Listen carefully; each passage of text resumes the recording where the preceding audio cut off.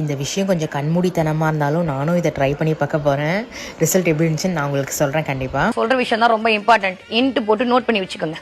ஓகேவா? வீட்டில் எல்லார் வீட்லேயும், எல்லா தமிழர்கள் வீட்லேயும் கண்டிப்பாக இருக்கக்கூடிய ஒரு விஷயம் என்னன்னா வெள்ளைப்பூண்டு. தோல் உரிக்காத 5 வெள்ளைப்பூடுகள் எடுத்துக்கோங்க. எத்தனை? 5 வெள்ளைப்பூண்டு. தோல் உரிக்கக்கூடாது. தோல் உரிக்காத 5 வெள்ளைப்பூண்டு, 5 கிராம்பு.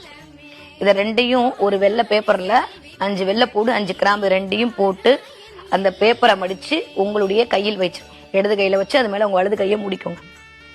மூடிட்டு கண்ணை மூடி நான் சொல்கிற இந்த வார்த்தையை உங்கள் ஆள் மனசில் நல்லா ஒரு தடவை மூச்சு இழுத்துட்டு அப்படி ஹோல்ட் பண்ணிட்டு இந்த வார்த்தையை சொல்லிட்டு திரும்ப விட்டுருங்க.